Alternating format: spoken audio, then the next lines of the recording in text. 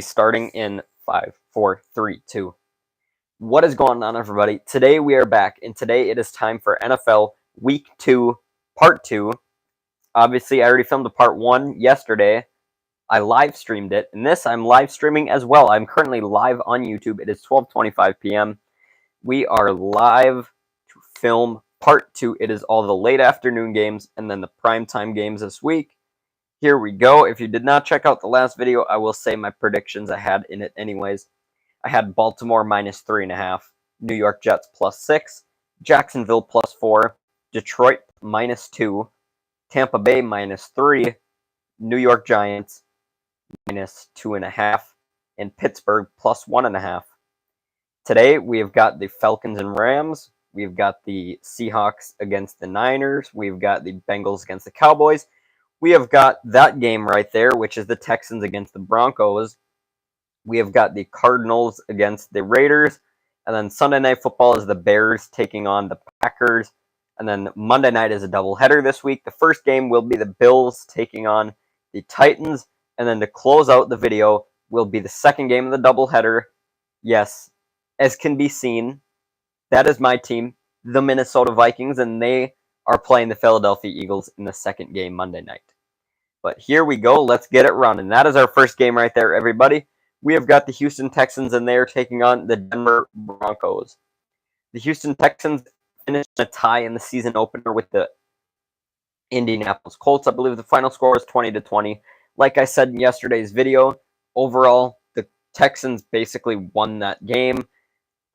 Colts were fairly good favorites heading into it, and I had the Titans covering their side of the spread, which I was correct about. But yeah, I should have previewed. So last week, if you didn't see my video yesterday, my completion percentage is only 37.5. Ooh, I went an abysmal 6 for 16 last week. If I finish below 66.3% this season, I get a punishment. 66.3 was Kirk Cousins' completion percentage last year. If I finish below that number, I will be getting a punishment for my bad predictions. What is the punishment? I don't know yet. I haven't thought of one. But if you guys have an idea, I will give you credit for it. Comment down below on this video or in the live chat if there's anyone here. And comment down below if you have a punishment, or send me a tweet, DM me on Twitter. If you want to know my Twitter handle, I put it in yesterday's video. I put it in the description of the video because I talked about this. Because I'm busy during the week, I don't always have time to film the video before Thursday Night Football, in which this week I did not. I didn't film until Friday and Saturday. But I put out a prediction, Chiefs -4, and then I said why. Obviously, I didn't have time to film a video, but I still was able to put out a prediction, so it was considered... the prediction was fair game, even though it was incorrect, so I'm actually 6 for 17 now. But keep in mind, if you guys want to see any predictions, if you want to see me make a Thursday night prediction before I film the actual video, or if I don't film a video in a week because I'm busy, I'm 17, I'm a high school senior, I got a lot of things going on. So if you want to see any predictions, Thursday Night Football predictions that I don't have time to make a video for, or if you want to just see a weekly prediction because I didn't have time to do it, or if you want to see me complain about the Twins and sometimes the Vikings and throw my sports takes out, check out my Twitter. Check out yesterday's video, and it'll be in the description. It is like JDude and a bunch of numbers after it. It was just auto-generated, kind of. So here we go. That is our first game. That is Houston Texans and Denver Broncos. Like I said, last week the Houston Texans finished in a tie with the final score of 20-20 against the Indianapolis Colts. Overall, the Texans were the winners of that game as the Colts were favorites.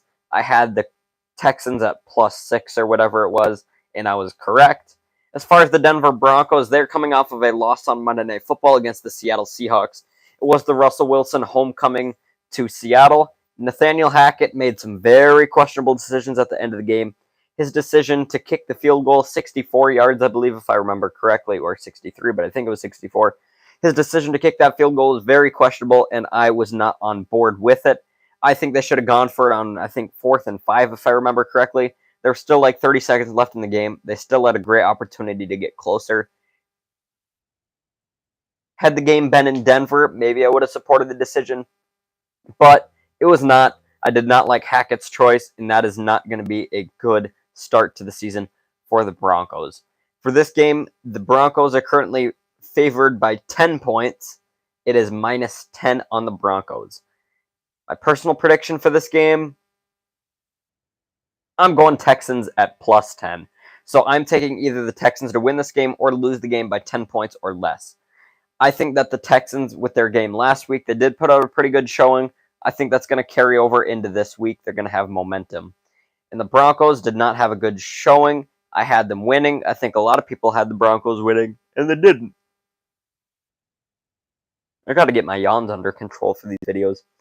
But either way, I like the Texans at plus 10. Again, like I said, they had a good showing last week. Broncos did not have a good showing. They should have been able to win the game, but they weren't. And that makes me question their franchise with the questionable decisions by Nathaniel Hackett. Texans plus 10 is what I'm going to be taking. And that brings us into our next game, everybody. We have got the Cincinnati Bengals taking on the Denver Broncos. Coming up next, here we go. I did forget to mention the jersey schedule for the Bronco-Texans game. The Texans are set to wear their white uniforms. The Broncos are wearing their orange tops with white pants, which is pretty basic. Anyone could have guessed it, but I just had to affirm for you. We've got the Bengals, and they are taking on the Cowboys this week. The Bengals, I believe, are wearing all black uniforms this week, while the Cowboys are wearing their traditional white tops with gray pants, or silver pants for that matter. Either way, here we go. The Cincinnati Bengals are coming into this game at 0-1, as are the Dallas Cowboys. The Bengals are coming off of an overtime loss to the Pittsburgh Steelers. The Bengals, Joe Burrow did not play great. He threw 4 interceptions.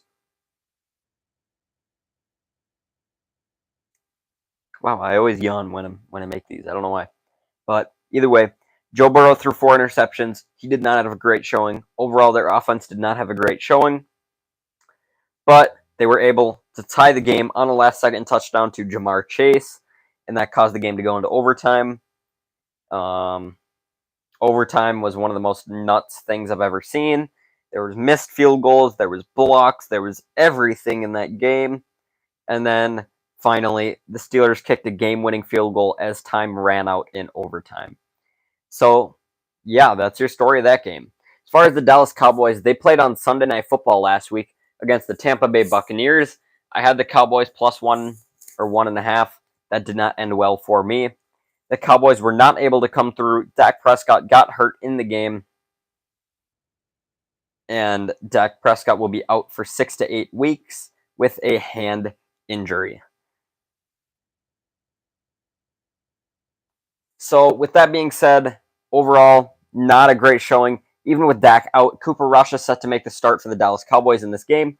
Cooper Rush did start one game last year against the Minnesota Vikings, which, yeah. That game is a game. Halloween night.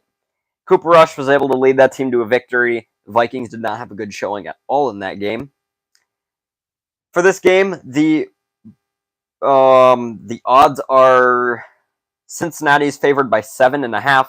By the way, all of these odds I pulled on Tuesday, I think. So if they've fluctuated at all, these were days ago. I did find these along quite a while ago from, I believe, DraftKings, I think is where I got them, but I don't know if I completely remember. Wherever the CBS Sports gets them from, which I think is DraftKings. Either way, for this game, Cooper Rush set to make the start. It is the not home opener for the Dallas Cowboys because I forgot the Bucks game last week was a home game. But either way, for this game, I like the tough choice. I'm going to take Cowboys plus 7.5. So I'm going to take the Cowboys to either win this game or lose by 7.5 or less. The reason for that, Cooper Rush had a great showing in his first career start last season against Minnesota. Granted, it was the Mike Zimmer Vikings. Not going to get into all that. But either way, he did have a great showing. I think he holds the playbook pretty well. He's one of the better backup quarterbacks in this league. And as far as the Cincinnati Bengals, Joe Burrow did not have a great game at all last week, and they obviously lost a game that they should have been able to win. Either way, I do like the Bengals to win this game, but it's not going to be a blowout. I'm going to take Dallas at plus 7.5. They will cover their portion of the spread. Well, everybody, that is going to move us into our next game, which I believe is the Falcons and the Rams. Coming up right now. Let's get it going.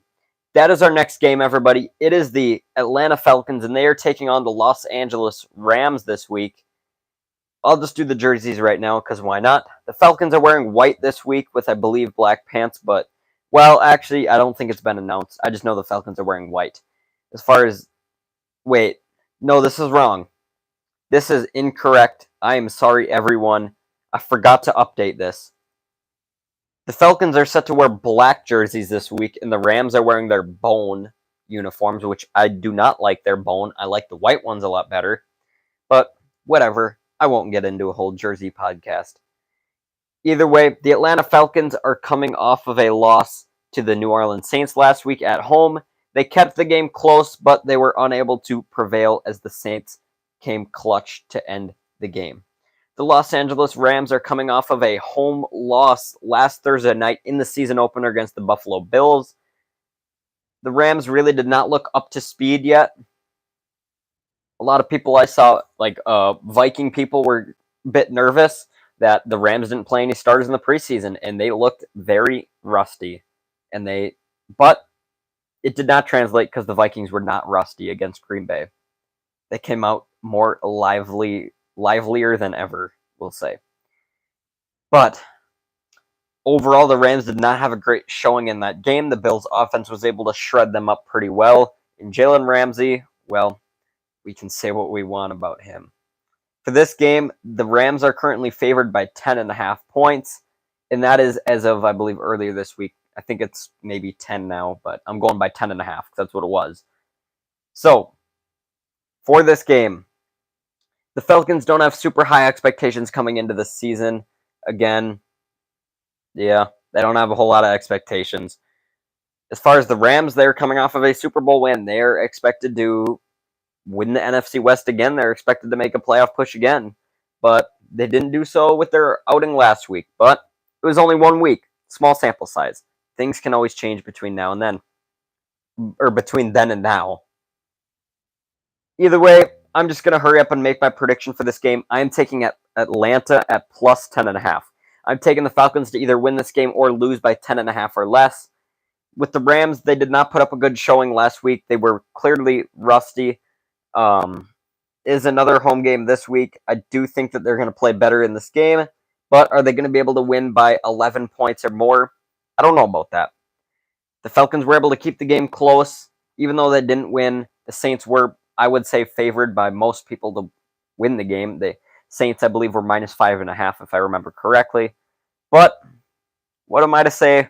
I think that the Falcons are going to cover their portion in this at plus 10.5. They kept the game close, and the Rams were a bit rusty. I like the Rams to win this game, but I do like the Falcons to cover the spread at 10.5. So the official prediction is Atlanta plus 10.5. That moves us into our next game. Whoops, I just bumped the mic. I'm sorry, everyone, if you heard that. We are moving into our next game. It is the Seattle Seahawks, and they're taking on the San Francisco 49ers. Here we go.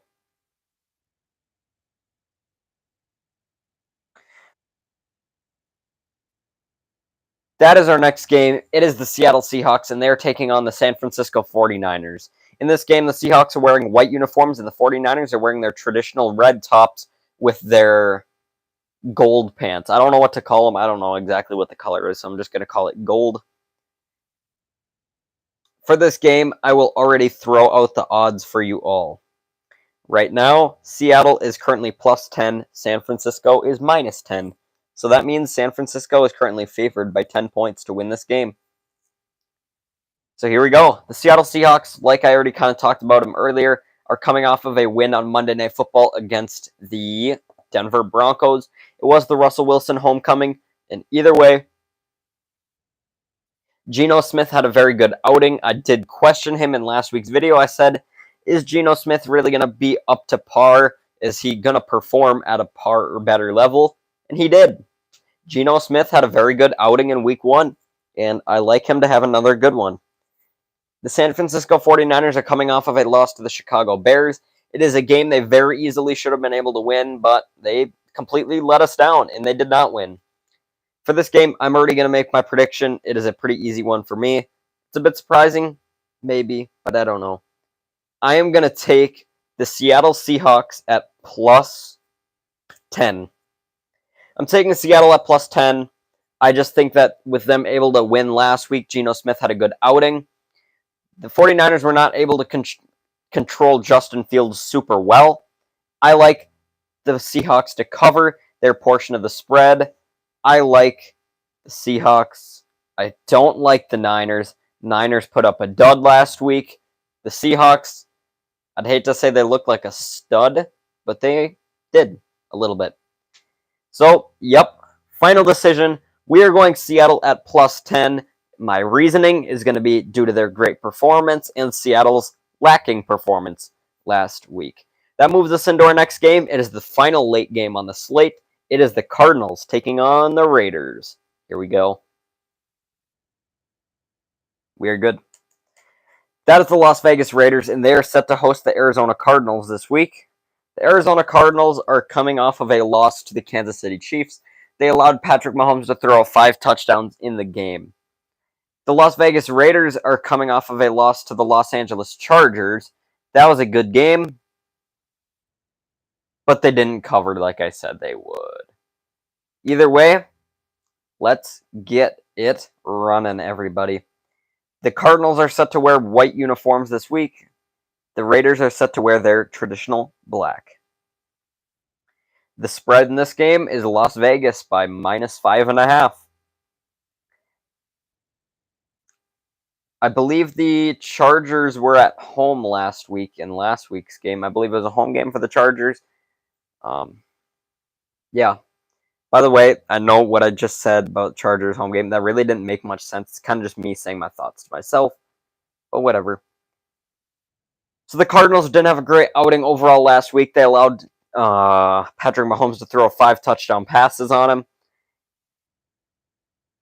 And yeah, that's basically about my summary for that game. They lost the game by a couple scores, and they allowed, I think, 44 points, if I remember correctly, to the Chiefs. Now, the Raiders, they had a good game. I don't remember the final score of the game, but I will find out for all of you right now. The Chargers game versus the Raiders, 24-19. It was the Chargers winning that game, and it was a home game for the Chargers. So this will be the home opener for the Las Vegas Raiders at Allegiant Stadium. Either way, I'm kind of just going to make that prediction. I know today's video I'm actually filming kind of fast, but I don't have a whole lot to say. Also, the sample size is small because I'm only basing it off of week 1, so it's kind of hard to talk about some of these games because we're only 1 week into the season.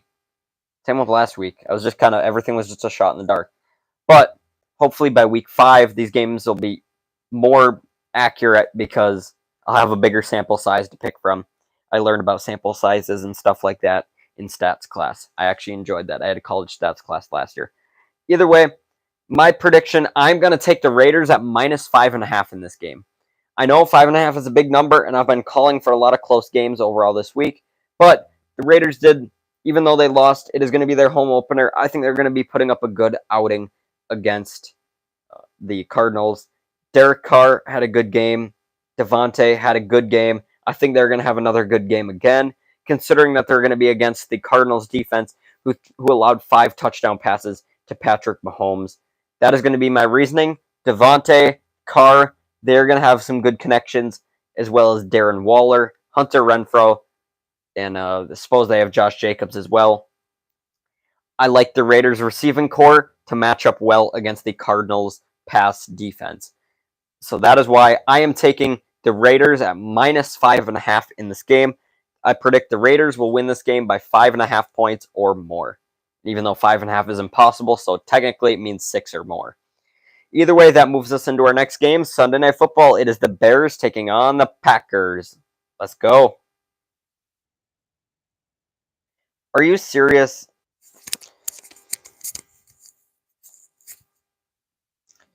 We have got the Chicago Bears, and they are set to face the Green Bay Packers in their home opener. on Sunday Night Football in this NFC North matchup. The Chicago Bears are coming off of a win against the San Francisco 49ers in the absolute monsoon game last week. Justin Fields was able to lead the team to a victory in a game that really no one was expecting. As far as the Green Bay Packers, well, they lost to the Minnesota Vikings. Aaron Rodgers did not have a great game. Really, that whole game was over as soon as the touchdown drop by Christian Watson. If you guys didn't see the play, it was the Packers' first play from scrimmage. Aaron Rodgers threw an absolute dime. It was a beautiful throw, and Watson dropped the ball. It was an easy 75-yard touchdown pass, but that play literally changed the entire game that early into the game. It changed everything.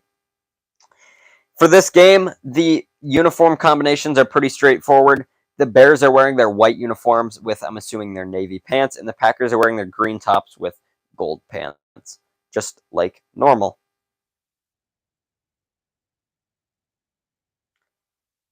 For this game, the Packers are currently favored by 10 points. The final score of the game last week, the Bears won against the Niners. It was 19-10, and the Packers lost to the Vikings 23-7. I'm just going to kind of go outright and make my prediction. I'm going to take Chicago at plus 10 in this game. I know it seems a bit weird. The Packers, it's a home primetime game. They have Aaron Rodgers. But considering how they played last week, it's hard to decide with the Packers in a big game. I do like the Packers to win this game no matter what, but I do like the Bears to cover at plus 10. The Bears are going to be coming off of a win. Justin Fields had a pretty good game. He's going to be having momentum heading into this game. As far as Aaron Rodgers, he did not have a great showing last week, but it also really wasn't his fault. The Packers' ground game was able to get it going, but either way, I like the Packers to win this game. But the official prediction is Chicago Bears plus 10. I like the Bears to lose this game by 10 points or less, or win the game outright. My reasoning is because plus 10 is a bit, or minus 10 is a bit too high of a number. I can't commit to 10-point win for the Packers. I like the Packers to win the game, but 10 points is a lot considering how they played last week. I like the Bears to cover their portion of this game. That moves us into the Monday Night Football doubleheader, starting off with Game 1. It is the Tennessee Titans taking on the Buffalo Bills. How far back they are. Well, that is enough complaining about the Twins. We have got our next game right there. That is the Tennessee Titans, and they are taking on the Buffalo Bills, everybody. Pretty interesting. Before the video on the live stream, I learned that the Titans are wearing all white and the Bills are wearing all blue again, just like they did last week against the Rams. The Tennessee Titans are coming off of a loss to the New York Giants last week. I believe the final score is 21-20. Big game for the Giants fans, as that was their first season opener win in I don't know how long, but it has been a while. As for the Buffalo Bills, they put on an absolute show on Thursday night against the Los Angeles Rams. The Rams really didn't come out looking ready in that game, but Josh Allen did. Their offense was able to absolutely light it up against Jalen Ramsey and that entire Rams defense. So here we go. The Titans are currently plus 10. The Bills are minus 10 in this game, so the Bills are favored to win this game by 10 points. Either way, I'm not even going to lie. This is actually a pretty easy pick for me. I know this is, I think, let me look through my predictions here. So yes, if you're curious, sometimes depends on when I actually do kind of have my predictions thought out beforehand. I kind of think about it when I'm at school, so I already know what I'm going to be picking. I just really have to give my reasoning. But sometimes it is my raw pick where I don't know what I'm going to be picking going into the game. Sometimes I do kind of have thought out what I'm going to be going with. And as for this week, I already do have my predictions thought out, and I already typed them out. So yes, I do have Buffalo minus 10, and looking through my predictions, that is the biggest margin I have. I do have, obviously, Chicago plus 10, but as far as minus, that is the biggest minus I have of the whole week, is Buffalo minus 10. Yes, I'm taking the Bills to win this game by 10 points or more. I like how the Bills played last week. They were able to put up an absolute show against the Super Bowl the incumbent Super Bowl champion Rams. I like the Bills. I like their offense. I like it as a home game. It is their home opener. Monday Night Football, everything about it. I like the Bills to win by 10 points or more against a Titans team that lost to the Giants last week. Yup, you heard it. I am taking the Buffalo Bills at minus 10. That moves us into our final game and probably the longest game of the week, like the longest talking game, because it is my team, the Minnesota Vikings, and they are taking on the Philadelphia Eagles. Let's go. All right, let me just test the sound. Prediction wrong. For our final game of the week, everybody, that is my team, everybody. That is the Minnesota Vikings, and they are in Philly this week taking on the Philadelphia Eagles. I can already assure you this is going to be a really good game. Nationally broadcasted. It's the big boy game. It's on ABC. It's the big boy game of the Monday Night Doubleheader, and I can already assure you that this is going to be a great game to watch. The Minnesota Vikings are set to wear white tops this week. As far as their pants, they have not announced whether there will be white or purple. Philadelphia Eagles have not announced anything about their jerseys, so we don't know if they'll be wearing black. We don't know if they'll be wearing their midnight gray or midnight green. Midnight gray, that was wrong. Midnight green, we don't know what they'll be wearing, but we're going to find out. This is going to be a really good game. The Minnesota Vikings and Philadelphia Eagles are both 1-0 coming into this game. The Minnesota Vikings, I can talk forever about them, and I actually probably will. So buckle yourself up because we are about to talk about the Minnesota Vikings. The Kevin O'Connell-led Minnesota Vikings are now 1-0 on the season. They are coming off of a 23-7 win against the Green Bay Packers last week at home. The Minnesota Vikings, Justin Jefferson had an absolutely unbelievable game. Justin Jefferson finished with 184 yards and 2 touchdowns. He also had a third touchdown, but his foot was just barely out of bounds, so he almost had the trifecta. As far as the Philadelphia Eagles, they're coming off of a win against the Detroit Lions. They won the game 38-35. The Eagles had a good lead heading into the fourth quarter by multiple scores, and they almost blew it. They almost let the Lions back into the game. A.J. Brown also had a really good game. I don't remember exactly, but I believe he had like 155 receiving yards was his number, but I could be wrong about that. This is going to be a really good game to see how will the Eagles secondary do against the Minnesota Vikings and Justin Jefferson. Last week, Justin Jefferson lined up literally everywhere on the field. He was in the backfield for a couple snaps. He was out wide left. He was out wide right. I know when I say wide left, Viking fans could get some PTSD from that. But he was in the backfield, wide left, wide right. He was in the slot. He was everywhere. Kevin O'Connell was able to mix him up. And what I think was really interesting about this game is that the Vikings at halftime were up 17-0, and they won 23-7. So in the second half, the Packers actually outscored. No. Yeah, the Packers actually outscored the Vikings 7-6. But it's interesting that the Vikings in the second half really didn't have that offensive explosion like the first half. And I have a theory about that.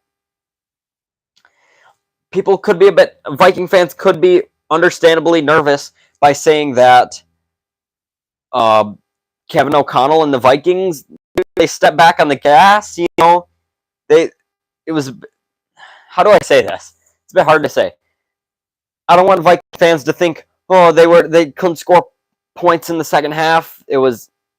They became stagnant. They jumped out to their lead and then they protected it, and they were scared of taking any risks. But I'm actually going to view it a little bit differently. I'm going to view this as the Minnesota Vikings were precautionary in the second half because they didn't want to give things away. I know they did this a lot. Obviously, the preseason, every team does this. They kind of hide their playbook by using very basic packages and schemes. This is also something that the Minnesota Gophers, I know, yes, I'm bringing college football into this. The Minnesota Gophers also did this against the New Mexico State Aggies 2 weeks ago. And they also did especially New Mexico State. They ran for, I don't even know how many yards on the ground with Mo Ibrahim and Trey Potts and all the Gopher running backs. But I don't think it was just because they wanted a ground and pound game. I think they were trying to conserve their playbook in the passing game so that they didn't have to give too much away before they have to play actual Big Ten teams like Michigan State and those teams. Wisconsin. I know Wisconsin's not till late in the year, but whatever. But that is my theory for this, is that the Vikings didn't accidentally become covered. They didn't, oh no, they can't score points anymore. They're just scared to take risks. I don't think that's how it was. I think they were just being conservative so that they didn't give too much away. Because in reality, for this game, the Philadelphia Eagles still aren't going to have a whole lot to look at. They're going to have the first half of the game to look at. And then after that, the Vikings offense was quiet. But I think it may have been partially intentional. I think that they were just trying to conserve and not put things on film if they don't have to. You know, they don't, just like the Gophers don't want to use Big Ten teams to study their passing game, so they're just going to keep running the ball every single play. But they also, the first game of the season, the Gophers won against New Mexico State like 38-0. And then last week they won 62-10. In a lot of those, they've been running the ball. And it's not because they just want to run the ball to win the game. It's because they're trying to keep their playbook conservative.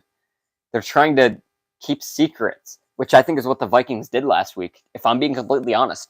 I know it's a bit of a hot take, but it's something I personally believe, is that the Minnesota Vikings last week were just trying to be conservative, but they were trying to be conservative on purpose to not put as much out on film as they could.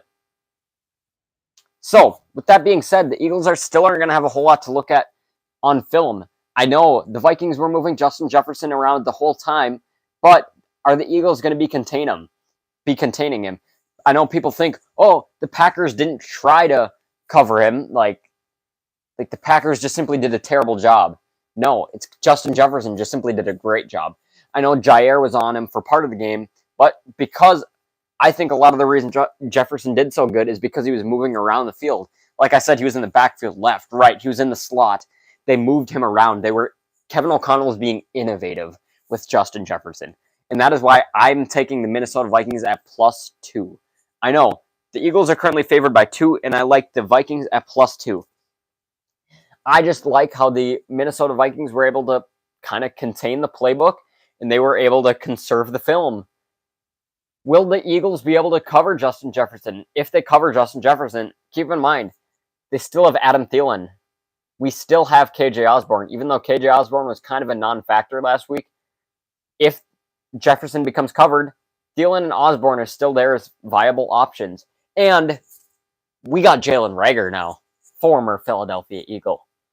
Dalvin Cook also had 90 rushing yards last week, or that might not have been just rush yards.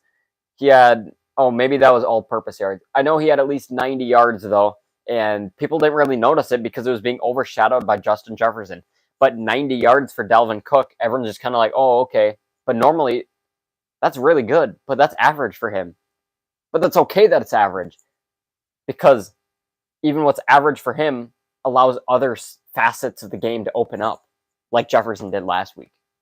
And keep in mind, Kirk Cousins in his career, let me find this. There's a stat somewhere for this.